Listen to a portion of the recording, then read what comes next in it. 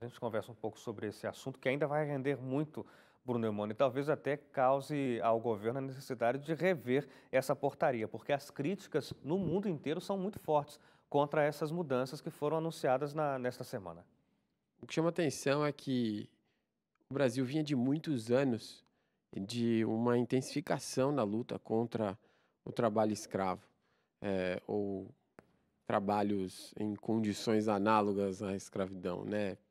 O que acontece muito ainda hoje em dia, infelizmente, principalmente com pessoas que vêm de outros países, em muitos casos, ou que estão na zona rural, pessoas com pouco acesso ao que o poder público pode oferecer, de proteção. Então, assim, quando vem uma decisão dessa, me parece uma defesa não daqueles mais necessitados, me parece uma defesa daqueles que têm mais condição de lutar pela própria defesa ou de se provarem inocentes.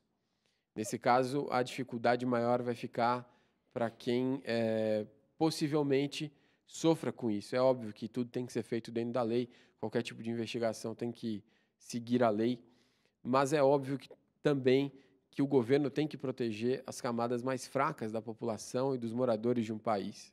E quando uma mudança dessa acontece, me parece que não é esse o caso que está acontecendo, e é por isso que as entidades internacionais são tão críticas a essa decisão, a essa mudança do governo brasileiro, que provavelmente vai ser pressionado por essa mudança aí nos próximos dias, semanas, meses.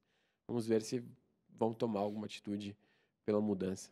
Uma das críticas, inclusive, é porque é contra o fato de que a divulgação da lista suja, o que inclusive neste ano já repercutiu negativamente ao governo, porque essa divulgação foi adiada uma vez, foi adiada uma segunda vez e foi se tentando adiar a publicação dessa lista. Essa lista suja, ela reúne nomes de pessoas físicas e de pessoas jurídicas, empresas que foram flagradas pelos fiscais do Ministério do Trabalho com algum tipo de trabalho análogo à escravidão.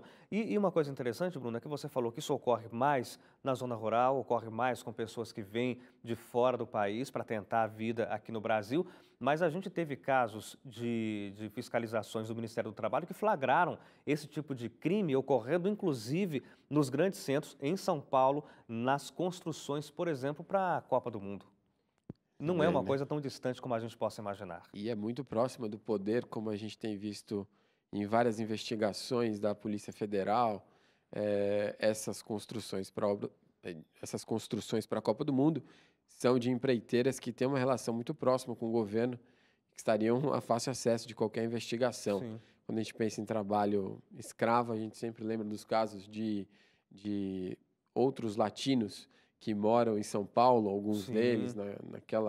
naquelas regiões de costura, naquelas fábricas de costura com pouca condição, e lembra também da zona rural, mas você tem total razão, esses casos são tão graves quanto, se não são até mais graves, porque deveriam ser identificados Teriam até mais mais facilidade rapidamente. de detecção.